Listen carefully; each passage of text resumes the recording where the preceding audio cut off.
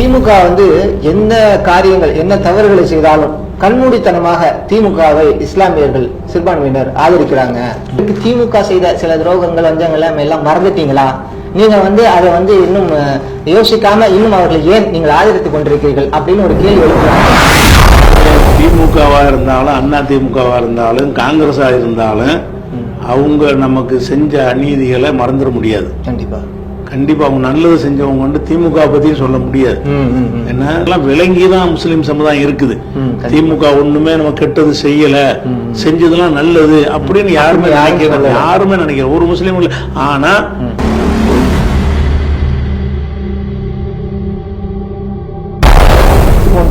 எல்லா திட்டங்களையும் பி-டீம்களை உருவாக்கி பல கட்சிகளை கொண்டு சிறுபான்மை வாக்குகளை பிரிக்கக்கூடிய திட்டங்களை எல்லாம் வெற்றி பெறாத தருணத்துல அடுத்த ஒரு மிக முக்கியமான விஷயமா இந்த SIR இதுல இந்த திட்டங்கள்ல நாம இதை தமிழகம் எதிர்த்து எப்படி களம் இறந்து விட்டார் போட்டோம் நீக்கி விட்டுறது. நீக்கணும் உசுரோட இருக்கிறான். நீக்கப்பட்டவர்கள் உசுரோட இருக்கிறார்கள், நீக்கப்பட்டவர்கள் அந்த தொகுதியில் இருக்கிறார்கள், நீக்கப்பட்டவர்கள் இடம்பெயர்ந்து போகவில்லை, நீக்கப்பட்டவர்கள் 2 இடத்துல வாக்காளர்கள் இல்லைங்கிறதெல்லாம் ஆளுக்குணா நிப்பாட்டி ப்ரூவ் பண்றாங்க. இவங்களும் நீக்கி இருக்கிறீங்க, இவங்களை செத்தா நீக்கலாம், இடம்பெயர்ந்துட்டான்னா அவங்க நீக்கலாம். இங்கேயும் வாக்காளர் இருக்கான் அங்கேயும் வாக்காளர் இருக்கான்னா அதை நீக்கலாம். இவங்க எல்லாம் இல்லையப்ப அந்த நிக்கிறாங்க, இவங்க என்ன குற்றம் சொல்லணும்னு சொல்லி நிப்பாட்டி கேட்கறாங்க. அப்ப அந்த மாதிரி வேலைகளை என்ன செய்வாங்கன்னா இருந்தாலும் கூட இந்த ஜனநாயகத்தின் ஆணிவராக இருப்பது தேர்தல். அந்த தேர்தல் நியாயமான முறையில் நடத்துவதுதான் ஒரு தேர்தல் கமிஷனுடைய கடினம். ஆனா இன்றைக்கு பாஜகவோட கூட்டு சேர்ந்து அந்த தில்லுமுல்களில் அவர்களும் பங்களிக்கிறார், அவர்களும் அது போன்று செய்யும் போது நமக்கு ரொம்ப கஷ்டமா இருக்கு. எப்படி அவர்களுடைய அந்த தேர்தல் கமிஷனுடைய தவறுகளை நாம சரி செய்ய முடியும்? எப்படி மக்களுக்கு எடுத்து சொல்லி அவங்க விழிப்புணர்வு நிறுத்த முடியும்? அதாவது நம்ம நாட்டை பொறுத்த வரைக்கும் போர்க்குணம் ரொம்ப கம்மி. நகர மாட்டோம் உட்கார்ந்துட வேண்டியதானே, தேர்தல் நடத்த முடியாது, தேர்தல் கமிஷனை விட்டு கேரவ் பண்ண வேண்டியதானுங்க. அப்படி செய்ய மாட்டேங்கிறாங்க. நம்ம இஸ்லாமிய சமூகத்தினர் மேல சிறுபான்மையினர் மேல உள்ள விமர்சனம் என்னன்னா, திமுக என்ன காரியங்கள் என்ன தவறுகளை செய்தாலும் கண்மூடித்தனமாக திமுகவை இஸ்லாமியர்கள் சிறுபான்மையினர் ஆதரிக்கிறாங்க. அவங்களுக்கு இஸ்லாத்தின் 6வது கடமையா திமுக வாக்களிக்கிறது அவங்க எடுத்துக்கொண்டாங்க. இது சீமான விமர்சனம் தான். ஆனா இது பொதுவாக பரவலாக்கப்பட்டு வருது. இன்னைக்கு திமுக இஸ்லாமியர்கள் கண்மூடித்தனமாக திமுக ஆதரிக்கிறாங்க அப்படின்னு. ஆனா இஸ்லாமியர்களை பொறுத்தவரையும் அந்த அன்றைய அரசியல் சூழலை பார்த்து அப்படிதான் மக்கள் வாக்களித்து வந்திருக்காங்க, திமுகவையும் புறக்கணித்து இருக்கிறார்கள். ஆனா நாம இஸ்லாமியர்களுக்கு திமுக செய்த சில துரோகங்கள் எல்லாம் மறந்துட்டீங்களா? நீங்க அதை இன்னும் யோசிக்காம இன்னும் அவர்களை ஏன் நீங்கள் ஆதரித்துக் கொண்டிருக்கிறீர்கள் அப்படின்னு ஒரு கேள்வி எழுப்புறாங்க. இதற்கு நம்ம என்ன பதில அவர்கள் சொல்லணும்? அதாவது திமுகவா இருந்தாலும் அண்ணா திமுகவா இருந்தாலும் காங்கிரஸா இருந்தாலும் அவங்க நமக்கு செஞ்ச அநீதிகளை மறந்துட முடியாது. கண்டிப்பா அவங்க நல்லது செஞ்சவங்க திமுக பத்தியும் சொல்ல முடியாது. ஏன்னா திமுக உள்ள ஆட்சியில தான் கோவை கலவரம் வந்தது, 19 பேர் கொல்லப்பட்டாங்க. அந்த 19 பேர் கொல்லப்பட்டதுக்கு எந்த நடவடிக்கையும் இல்லை, அதுக்கு யார் மேலேயும் கேஸ் போடல, அதுக்கு ஒருத்தரும் தண்டிக்கப்படவே இல்லை. அதுக்கு எதிர்வினையாக ஆட்டின குண்டுவெடிப்பு கேஸ்ல மட்டும் அது ஒழுங்கா விசாரணை பண்ணி செஞ்சாங்க. அதுக்கு கோவிலுக்கு கமிஷன் போட்டு விசாரிச்சாங்க. அந்த கலவரத்துக்கு பாதிக்கப்பட்டவங்களுக்கு இழப்பீடு கொடுத்தாங்களே தவிர அதுக்கு காரணமா இருந்த போலீஸ் மேல் நடவடிக்கை அந்த பரிந்துரையும் கோகுலகிருஷ்ணன் செய்யல. அதெல்லாம் அது ஒன்னே நமக்கு போதும். இப்படி நிறைய எந்த ஒரு சம்பவத்தை எடுத்துக்கொண்டாலும் அவங்க திமுக நடந்தது மன்னிக்க முடியாத தப்பு செஞ்சிருக்காங்க என்பதுல நமக்கு யாரும் மாற்று கருத்தே கிடையாது. ஒண்ணு. அதே மாதிரி காங்கிரஸ் எடுத்துக்கிட்டீங்கன்னு சொன்னா காங்கிரசும் கொஞ்சம் நெஞ்ச துரோகம் செய்யல. வடநாட்டில் உள்ள எல்லா கலவரங்கள்லையும் நமக்கு பாதிப்பு ஏற்பட்டதுன்னா காங்கிரஸ் ஆட்சியில இதே அளவுக்கு வந்தது. பாகல்பூர் கலவரத்துல இருந்து நிறைய மீரட் கலவரம்லாம் நடந்திருக்கு காங்கிரஸ் ஆட்சியில. அதுல எல்லாம் ஒரு பக்க சார்பாகத்தான் காங்கிரஸுடைய போலீஸ் அரசாங்கம்லாம் இருந்தாங்களே தவிர அவங்க ஓட்டு பொறுக்கிறவங்க பெரும்பான்மை சப்போர்ட்டா தான் இருப்பாங்க.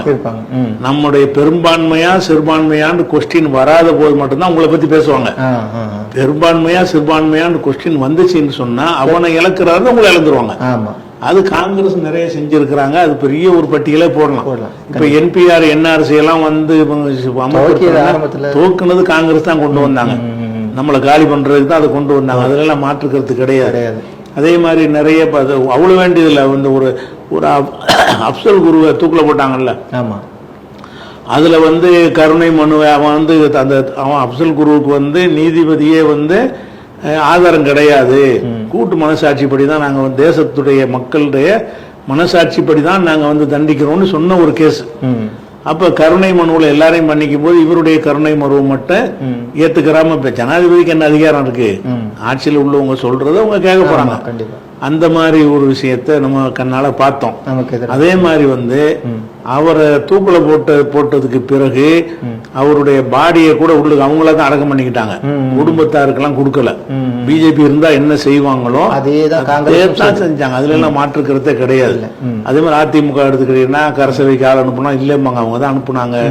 இன்னைக்கு கூட நேற்று கூட எடப்பாடி பேசியிருக்காரு, அம்மா விரும்புனது இப்ப நடந்திருக்கு. ராமர் அந்த இடத்துல ராமர் ஆலயம் வருவதுதான் பேசுறதுதான் உண்மை. கண்டிப்பா ராமர் ஆலயம் வரணும்னு விட்டதுன்னு சொல்லி முந்த நாள் பேசியிருக்காரு.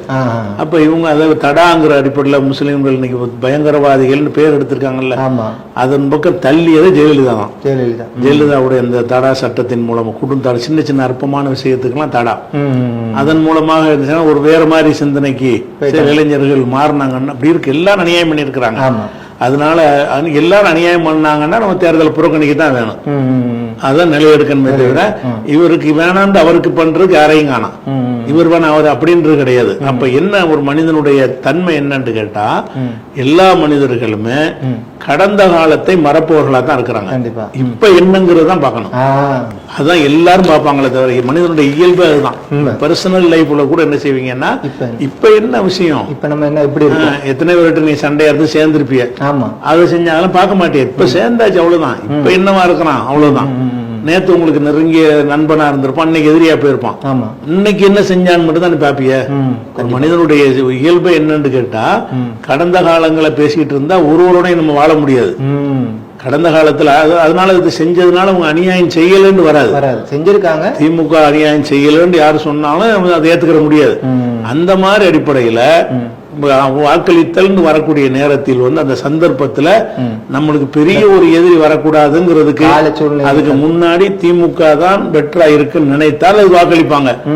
திமுக வாக்களிக்காம இருந்தாங்கல்ல, திமுக அப்ப ஜெயலலிதாவுக்கு முழுசா சாலிடா வாக்களிச்சாங்கல்ல ஒரு கட்டத்துல. அப்படி இருக்கிறத பிஜேபியோட திமுக கூட்டணி வச்சிருக்கும் போது செஞ்சாங்க. அதனால அந்த பிஜேபி கூட்டணிங்கிற ஒரு வகையில தான் எடுத்திருக்காங்களே தவிர கண்மூடி அதை ஆதரிச்சதுனால திமுக செய்த துரோகத்தை நமக்கு பாடம் நடத்துறாங்க. உன்னையோட நாங்க நடத்துவோம். கண்டிப்பா திமுக செஞ்சது பேசினா நான் அவ்வளவு பேசி இருக்கிறேன். திமுக என்னென்னலாம் செஞ்சுச்சுங்கிறதுக்கு அவ்வளவு இது ஒரு இத்தியா கையில எடுத்து அரசியல் மேடைகள்ல திமுகக்கு சிறுபான்மையாவுக்கு போயிடக்கூடாது பிரிக்கணும்ன்ற அடிப்படையில திமுக என்ன செய்திச்சு துரோகங்களை எல்லாம் பட்டியலிட்டுக் கொண்டு நீங்க எப்படி வாக்களிக்கிறீங்க கேட்கறாங்க. அப்படி கேட்கக்கூடிய அதிகமா நாம் தமிழர் தான் கேட்கறாங்க. தமிழர்கள் அளவுக்கு துரோகம் யாரும் செய்யல. ஆட்சியில இல்லாம இருந்த மதமாற்றம் பண்ணனா, முஸ்லீம் எல்லாம் சாமி கும்பிட வச்சான், முஸ்லீம் எல்லாம் தேர் இழுக்க வச்சான், பேர் மாத்த வச்சான், என்ன தாய் மதம் திரும்புங்கன்னு சொன்னா சீமா அளவுக்கு எல்லாம் யாரும் செஞ்சுப்பான். ஆட்சியில இருந்தா ரொம்ப செஞ்சிருப்பான். ரொம்ப மோசமா ஒரு ஆட்சி இவன் பேசுறது ஆச்சரியமா இருக்கு முஸ்லீம் செய்யறோம்னு சொல்லி. அதனால முஸ்லீமுக்கு செய்யற விஷயம் எல்லாம் விளங்கிதான் முஸ்லீம் சமுதாயம் இருக்குது. திமுக ஒண்ணுமே நம்ம கெட்டது செய்யல, செஞ்சதெல்லாம் நல்லது அப்படின்னு யாருமே நினைக்கிற ஒரு முஸ்லீம் இல்ல. ஆனா இந்த மாதிரி என்ன வருவதற்கு முக்கிய காரணம் என்னன்னு கேட்டா, அதுல கூட்டணி வச்சிருக்கிற தலைவர்கள் அவங்க இப்ப ஸ்டில் இப்ப நடக்கிற அநியாயத்தை கூட கண்டிக்க மாட்டேங்கிறாங்க. அப்ப என்ன செய்யறாங்கன்னா, நீ அடிமை தான் அதை வச்சு சமுதாயத்தை இட போடுறாங்க. இப்ப திமுக நமக்கு ஒரு அநியாயம் இழைக்கிறாங்கன்னு வைங்களேன், அந்த அநீதி இழைக்கப்பட்டுச்சுன்னு சொன்னா இப்போ சில அநீதிகள்லாம் இழைக்கப்படுது. முஸ்லிம் சமுதாயத்துடைய இந்த பள்ளிவாச பிரச்சனை, அந்த பிரச்சனை, திருப்பரங்குன்ற விஷயத்துக்கு திமுக அராஜகம் தானே அநியாயம் தானே பண்ணிருக்கு. திருப்பரங்குன்ற விஷயத்துல நீதிமன்றத்துல ஒழுங்கா வழக்காடல, நமக்கு எதிராக தான் வழக்காடி இருக்கிறாங்க. அதுல ஆடு மாடலாம் அறுக்க மாட்டார்கள் சொல்லி மனு கொடுக்குறாங்க. அறுக்க உரிமை இருக்குன்னு கொடுக்கணும். திமுக இன்னைக்கு திருப்பரங்குன்றம் விஷயத்துல நமக்கு பச்சை துரோகம் செஞ்சிருக்கு. ஆனா இதை பத்தி கூட்டணியில் இருக்கிற கட்சி பேசுவாங்களா? பேச மாட்டாங்க. கூட்டணியில் இருக்கக்கூடிய எந்த முஸ்லீம் இதை பேசவே மாட்டாங்க. வேற அதிமுக செஞ்சதை பேசுவாங்க. அப்ப நான் என்ன இருக்கிறேன்னா, கூட்டணி கட்சியில் இருக்கக்கூடியவங்க இந்த விஷயங்களையும் பேசி இருந்தார்கள்னா இந்த மாதிரி விமர்சனம் ஈடுபடாது. இவங்க பேசுறதுல இவங்க இப்போ நம்ம ஸ்டில் இப்போ உள்ளதான் ஆதரிக்கணும், எப்படி நல்லவனா இருப்பான் கண்டிப்பா. இப்போ வந்து சமுதாயத்துல கேட்ட கண்டிச்சு பேசணும். திமுக செஞ்ச திருப்பரங்குன்ற விஷயத்துல நமக்கு இந்த தர்காவில் உடன்பாடு கிடையாது, ஒரு விஷயம். கண்டிப்பா உரிமை பிரச்சனை. கண்டிப்பா உரிமை பிரச்சனைங்கிற வகையில குரல் கொடுத்திருக்கணும். கூட்டணி கட்சியில இருக்கக்கூடிய குரல் கொடுத்து என்ன செய்யணும், கண்டிச்சு இருக்கணுமா இல்லையா? கண்டிக்கவே இல்லை. அதனாலதான் இது போன்ற விமர்சனங்கள் அது காரணமே இல்லை. இவங்க தான் ஏன்னு கேட்டா கண்டிச்சிட்டோம்னா நமக்கு சீட்டு தர மாட்டாங்கன்னு, அதான் சீட்டு தான் மேட்ரு. இதை கண்டிக்கவே மாட்டாங்க. ஏதாவது கண்டித்தம்னு சொன்னா எம்எல்ஏ ஆக முடியாது, நமக்கு கிடைக்காது அப்படிங்கிற மாதிரி என்ன செய்வாங்கன்னா, அடிமைத்தனம் எவ்வளவு கொடுக்குறோமோ அவ்வளவுன்னு ஆக்குறாங்க இவங்க. அதாவது நிகழ்காலத்து தவறுகளை கூட சுட்டி காட்டாம இருக்கிறது வந்து சமுதாயம் இல்ல, தலைவர்கள். சமுதாயம் இன்னைக்கு வந்து மக்கள்கிட்ட கேட்டீங்கன்னா, திமுக வாக்களிச்சவன்ட்டு கேட்டா கூட திருப்பரங்குன்றம் செஞ்ச செய்யறாங்க தப்புன்னு சொல்லுவான். தப்பு தான், வேற வழி அவன் வந்துடக்கூடாதுங்கிறதுக்கு இவனுக்கு பண்றோம். அதான் ஒரே காரணம், வேற எந்த காரணம். திமுகவுக்கு அப்படி அடிமையாவெல்லாம் மக்கள் எல்லாம் கிடையாது, ரொம்ப தெளிவா தான் இருக்கிறாங்க. ஆனா திமுக குடும்பம் சில பேர் முஸ்லீம்ல இருப்பாங்க, அவன் மாற மாட்டான். விஜய்கிட்ட இருக்கிற மாதிரி அவன் எது செஞ்சாலும் ரத்தத்துல ஊர்னு வந்து காங்கிரஸ் குடும்பம், அதிமுக குடும்பம் என்ன இருந்தாலும் அதிமுக தான் நாங்கன்றோம் அப்படின்னு. பிஜேபியில கூட்டணி வைக்கும் போது திமுக இருந்தாங்கல்ல முஸ்லீம், அவன் மாதிரி ஆட்கள் பிஜேபியில கூட்டணி வைக்கும் போது கூட திமுக இருந்து அதுல இருந்து திமுக எல்லா செய்யும் தவறையும் சரியும் வந்து ஆதரிக்கக்கூடியவனா இருப்பான். ஆனா பொதுமக்கள் அப்படி கிடையாது, வெகுஜனம் கிடையாது. வெகுஜன மக்கள் வந்து கரெக்டா தவறு என்றும் சரி என்று சுட்டி காட்டி ஆதரிக்கிறதுங்கிறது கடந்த கால தவறுகளை ஏற்றுக்கொண்டார்கள் அர்த்தத்தில் கிடையாது. ஒரே ஒரு காரணம், நம்முடைய பொது எதிரி வந்து இப்ப பாஜக இருக்கனால அவனை விட ஓரளவுக்கு நம்மளுக்கு சரியானவனாக ஆதரவளிக்க இல்ல. அப்படி கூட இல்ல, புதிய எதிரிக்கையோடையும் சேர்ந்திருக்காங்க இவங்க. இப்ப உள்ள நிலைமை அதான் நான் என்ன சொல்றேன்னு கேட்டா, பழச கண்டுக்கிறது மனிதன் இயல்பு கிடையாது. இன்னைக்குன்னு சேர்த்து சொல்லுங்க. இன்றைக்கு உள்ள நிலையில நாளைக்கு இவங்க கூட சேரலாம், இவங்க சேர மாட்டாங்க உறுதி கிடையாது. நாடாளுமன்ற தேர்தல்ல இவங்க தயவுலதான் ஆட்சி அமைக்கிற மாதிரி நிலைமை அங்க வந்தா இவங்களும் ஆதரிச்சிருப்பாங்க. சொல்ல போனா தமிழகத்துல முதல்ல அவங்க பிஜேபி கூட்டத்தை அந்த கொண்டு வந்தாங்க. இன்றைக்கு உள்ள நிலைமையில இதுதான் முன்னாடி இருக்கிற சாய்ஸ், அவ்வளவு வேற வழி இல்ல.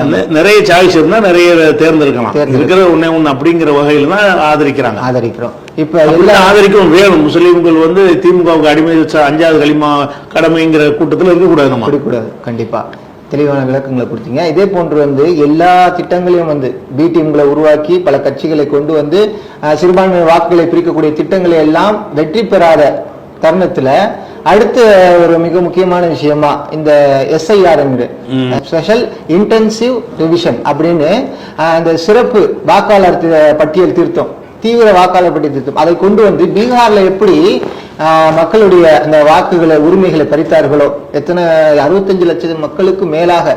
அதே போன்று ஒரு தொகுதியில பார்த்தா முஸ்லிம் மக்களுடைய 80,000 வாக்குகள் மேல முஸ்லிம்களுடைய வாக்குகளை நீக்கி இருக்கிறாங்க அப்படின்ற குற்றச்சாட்டு வந்து அங்க பீகார்ல செஞ்ச அதே விஷயத்தை தமிழ்நாட்டுல கொண்டு வருவதற்கு இன்று திட்டம் தீட்டி கொண்டிருக்காங்க. அது கொண்டு வருவது நடைமுறைப்படுத்துவது ஒரு நாள்ல வந்துடும் என்பது போன்று இருக்கிறது. இதுல இந்த திட்டங்கள்ல நாம இதை தமிழகம் எதிர்த்து எப்படி களம் காண வேண்டும்? அதாவது இப்ப வந்து தேர்தல் கமிஷன் வந்து மாட்டிக்கிட்டாங்க, அவங்க நினைச்சபடி இப்ப செய்ய முடியாது. அப்புறம் திட்டத்துல அவங்க செஞ்சதெல்லாம் என்னன்னு கேட்டா, பீகார்ல கூட உங்களுக்கு செய்ய முடியாது. ஏன்னு கேட்டா பீகார்ல 65 பேர்ல 25 லட்சம் பேரை திருப்பி சேர்த்திருக்கிறாங்க, அது 40 ஆயிருக்குது. இன்னமும் நீங்க மனு கொடுத்து சேரலான்ட்டாங்க. கோர்ட் வேற ஆதார் அட்டை எடுத்துக்கிறேன்னு ஆதார் கார்டை வந்து எடுத்துக்கிறோன்னு தீர்ப்பை கொடுத்துட்டாங்க. அவன் ஆதார் கார்டை கொடுத்து திருப்பி சேர்ந்துக்கலாம். அப்ப அது இப்ப வந்து பீகார்ல வந்து அவங்களுடைய இந்த தில்லு முள்ளு பண்ண முடியாது. எல்லாம் வந்து என்னன்னு கேட்டா, நம்ம இந்த ராகுல்ல இருந்து எல்லாரும் சொல்லக்கூடிய குற்றச்சாட்டுகள்லாம் என்னன்னு கேட்டா, கடந்த தேர்தலில் இவங்க செஞ்சது இப்ப அம்பலமாகுது. அதாவது மகாராஷ்டிராவில் அதே மாதிரி செஞ்சு ஜெயிச்சாங்கிறதுக்கு தான் மாற்றுறாங்க. அப்ப மகாராஷ்டிராவில் செஞ்சதுல என்னென்னலாம் செஞ்சாங்களோ அதெல்லாம் வந்து இப்ப செய்ய முடியாது. அவங்க நினைக்கிறாங்க செஞ்சிடலான்னு சொல்லி, அப்படி செய்ய முடியாது. கட்சிகள்லாம் விழிப்பா இருக்கிறாங்க. அவங்களே தடுமாறி கொண்டு பதில் சொல்ல முடியாம பிரஸ் மீட்ல கூட உளர்ற அளவுக்கு தேர்தல் கமிஷனுடைய நிலைமை இருக்கிறது. இப்ப என்ன செய்வாங்கன்னு கேட்டா, இந்த வாக்காளர் நம்ம தான் செஞ்சாங்க 60 லட்சம் பேர் நீக்கிறது அப்படிலாம் செய்ய மாட்டாங்க, லம்பாவை நீக்க மாட்டாங்க. முறைப்படி தான் அவங்க செய்வாங்க. அந்த முறைப்படி செய்வதில் சில கள்ள வேலை பார்ப்பாங்க. என்னன்னு கேட்டா, அந்த சில புகார்கள் அடிப்படையில் நீக்குதல்னு ஒண்ணு இருக்குது.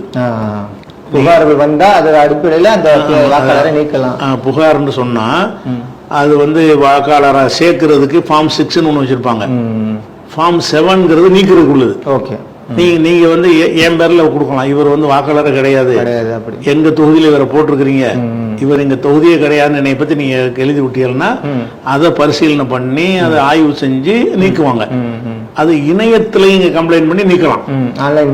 ஆன்லைன் மூலமாகவும் என்ன செய்யலாம்னு கேட்டா அந்த நீக்கலாம்னு வைங்களேன். அந்த வேலையை வந்து கர்நாடகாவில் போன தேர்தலில் செஞ்சது இப்ப நிறுவனமாகுது. கர்நாடகாவில் செஞ்சிருக்கிறான், இப்ப ஒன்றும் செய்யல, செய்வாங்கிறதான். இப்ப கர்நாடகாவில் என்ன செஞ்சான, கர்நாடகாவில் வந்து ஒரு சில அவங்களை நீக்கணும்னு சொல்லி அவன் அதிகாலை 4 மணிக்கு ஆன்லைன்ல கம்ப்ளைண்ட் பண்றான். 4 மணிக்கு எந்த ஆபீஸா இயங்குமா? இயங்காது. 4:30 மணிக்கு நீக்கிட்டாங்க. என்னை நீக்க சொல்லி நீங்க கம்ப்ளைண்ட் பண்றீங்க. என்னை நீக்கிட்டாங்க. 4 மணிக்கு ரிப்போர்ட் கொடுத்தா 4:30 மணிக்கு நீக்குது. அப்ப இது வந்து இதுக்கு 2 வாரம் அவகாசம் டைம் எடுக்கணும். இந்த புகார்களுக்கு வந்து இப்ப நான் வந்து செத்துட்டேன்னு எழுதுறான்னு வைங்களேன், நான் செத்தனாங்கிறத வந்து உறுதி செஞ்சு ஆமா செத்துட்டாரு அப்படின்னு சொல்லி நீக்கணும். இறந்து விட்டார்னு போட்டோம் நீக்கி விட்டுறது. நீக்கணும் உசுரோட இருக்கிறான். நீக்கப்பட்டவர்கள் உசுரோட இருக்கிறார்கள், நீக்கப்பட்டவர்கள் அந்த தொகுதியில் இருக்கிறார்கள், நீக்கப்பட்டவர்கள் இடம்பெயர்ந்து போகவில்லை, நீக்கப்பட்டவர்கள் 2 இடத்துல வாக்காளர்கள் இல்லைங்கிறதெல்லாம் ஆளுக்குனா நிப்பாட்டி ப்ரூவ் பண்றாங்க.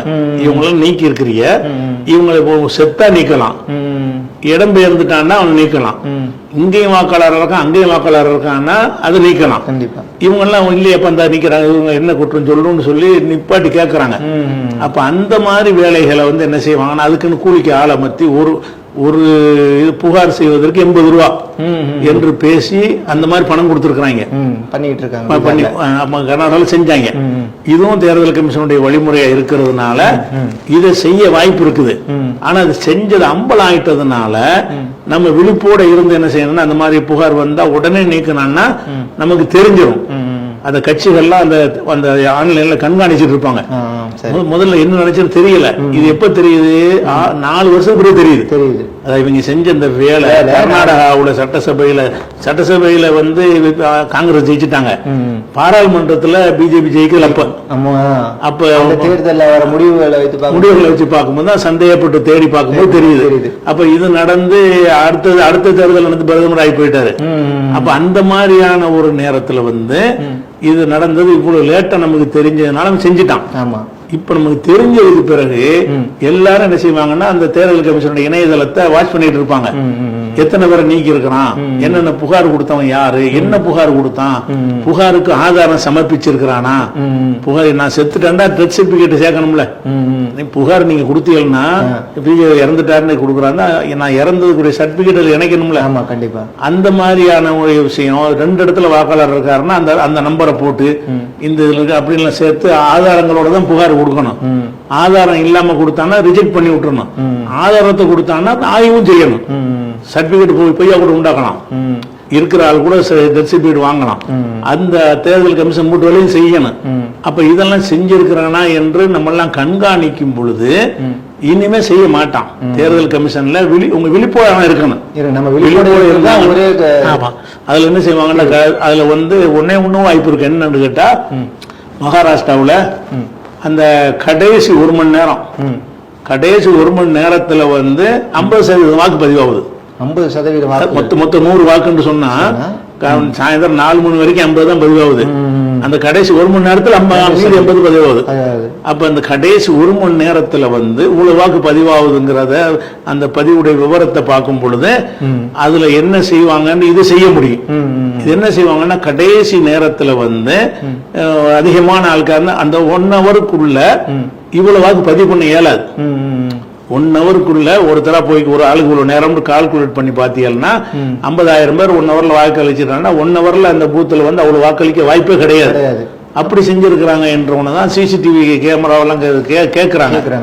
அப்ப கேட்கறாங்கன்னா அதுல தெரிஞ்சு போயிடும் எவ்வளவு கூட்டம் கூட்டம் நிக்குது, கூட்டம் வந்து எப்படா நீ 1 ஹவர்ல வாக்களிக்க முடியும் அப்படின்லாம் கேட்கறாங்க. அந்த மாதிரி ஒரு வேலைகள் லாஸ்ட் டைம்ல வந்து செய்யக்கூடிய வேலையை பார்க்க அது பாஜக வந்து தேர்தலில் தில்லுமுள்ளு செய்து வெற்றி பெற வேண்டிய முயற்சியை செய்து கொண்டிருக்குது.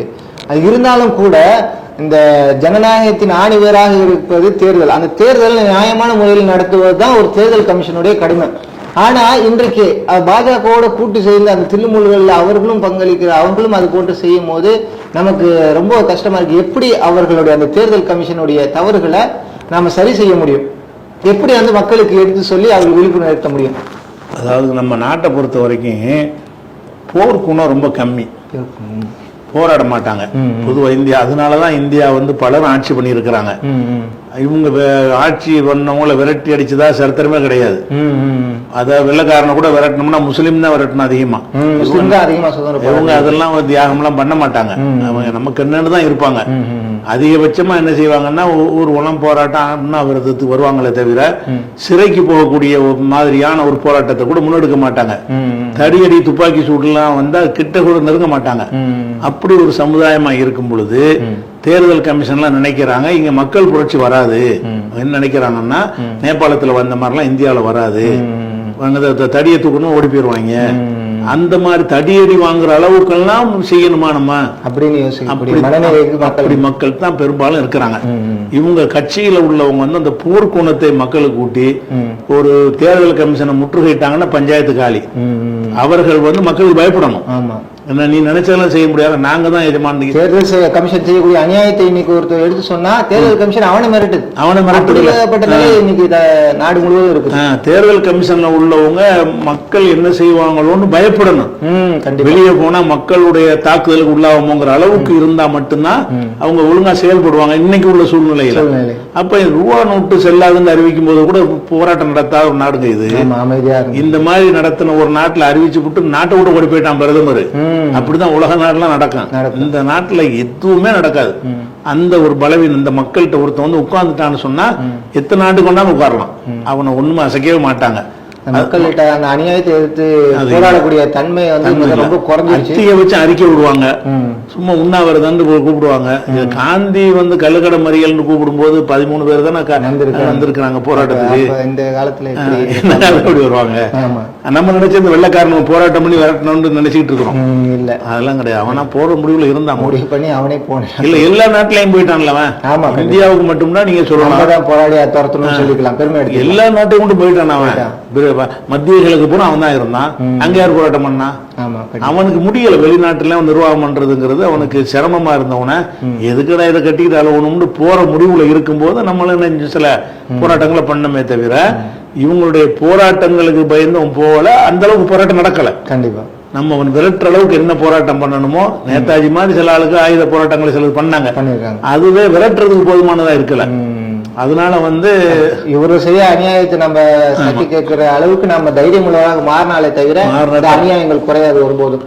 அந்த மாதிரியான இதுக்கு கட்சிகள்லாம் என்ன செய்யணும்னா போர்க்குணம் மிக்கவர்களாக மக்களை வார்த்தெடுக்கணும். வந்து இறங்குன்னு சொல்லி பங்களாதேஷ்ல இருக்கிற உணர்வு அதுவும் இங்க இருந்து பிரிஞ்சவன் தான் பிரதமர் விரட்டிட்டான். அன்னைக்கு பங்களாதேஷ்ல மாணவர்கள் திரண்டு ஷேக் ஹசீனா இந்தியாவுக்கு வெட்டி விட்டான்ல. அவன் செஞ்சதை இங்க செய்ய முடியல. இன்னும் சொல்ல போனா யாரை விரட்டுறான்னா அவங்கதான் தேசத்தை உருவாக்கணும். தேச தந்தையுடைய மகள் தேசத்தை பங்களாதேஷ உண்டாக்குன முஜிபுர் ரஹ்மானுடைய மகளா இருந்து கூட அவங்க என்ன செய்யல, கூட வெளியே போடின்னு வெளியே தவறு ஒன்றும் செய்ய முடியல. அப்படியான ஒரு நிலைமை அங்க இப்ப நேபாளல பார்த்தோம். அதே மாதிரி இப்படி எல்லா நாடுகள்லயும் நடக்கிறது. ஆனா இங்க மட்டும் நடக்காது. இங்க நடக்காது அழகா கணிச்சு வச்சிருக்கிறாங்க. என்ன வேண்டாலும் நம்ம செய்வோம், எவன் கேட்க மாட்டான் அப்படிங்கிற மாதிரி உள்ள நிலைமை இருக்குது. கொஞ்சோன்னு ஒரு போராட்டம்னு ஒரு அரசாங்கத்தை கிடுகிடுக்கிறது நம்ம செஞ்சிருக்கோம்னு சொன்னா ரெண்டு சமுதாயம் செஞ்சிருக்கிறாங்க. விவசாய போராட்டத்துக்கு சீக்கியர்கள் பண்ணாங்க. ஒரு வருஷம் பண்ணாங்க, அரசாங்கம் பணிஞ்சிச்சு. அது போன்ற போராட்டம் வரலாற்றுல அடுத்து ஷாஹின் பாக் நம்ம பண்ணிருக்கோம் டெல்லியில. அது வந்து ரிவர்ஸ் ஆயிட்டான். அந்த மாதிரியான போராட்டங்கள் வந்து ஏன் தேர்தலுக்கு பண்ண மாட்டேங்கிறீங்க? தேர்தல் நடக்கக்கூடிய தில்லுமுல்களையே தட்டி நகர மாட்டோம் உட்கார்ந்துட வேண்டியதானே? தேர்தல் நடத்த முடியாது. தேர்தல் கமிஷனை விட்டு கேரோ பண்ண வேண்டியதானங்க. ஆமா, அப்படி செய்ய மாட்டேங்கிறாங்களே. அப்ப ஏராளமான குளறுபடிகள் வந்து சரி செய்ய வேண்டும் என்றால் இந்த நாட்டுல மக்களுடைய மனநிலை மாற வேண்டும். தீமையை எதிர்த்து போராடக்கூடிய குணங்களை நம்ம வளர்த்துக் கொள்ள வேண்டும். அப்படி மாறினாலே தவிர இந்த நாட்டில் மாற்றங்கள் ஏற்படாது என்பதை போராட்டும் போது உன்னை அடிப்பாங்க, துப்பாக்கி சூடு நடத்துவாங்க. ஆனாலும் நீ விலகாம போராடுன்னு உண்டாக்கணும். அந்த அளவிற்கு ஒரு உண்டாக்கணும். குணம் கொண்டவர்களா, போராட்ட குணம் கொண்டவர்களாக மக்கள் இருந்தாங்கன்னா இதெல்லாம் சின்ன விஷயம். ஒரு அறிக்கையில பறந்து போயிடுவாங்க. மக்கள் திரண்டுருவாங்கன்னு பயந்துருவான். பயப்படவே மாட்டேங்கிறான். அந்த நாட்டில் எதுக்கும் பயப்பட மாட்டேங்கிறான். அல்ஹம்துலில்லாஹ் மக்களுக்கு பல்வேறு கேள்விகளுக்கு தெளிவான விளக்கங்கள் அளித்து மக்களுக்கு பல செய்திகளை வந்துருச்சா கேட்டதற்கு அல்ஹம்துலில்லாஹ். ஜஸாக்கல்லாஹ் ஹைரன். அஸ்ஸலாமு அலைக்கும்.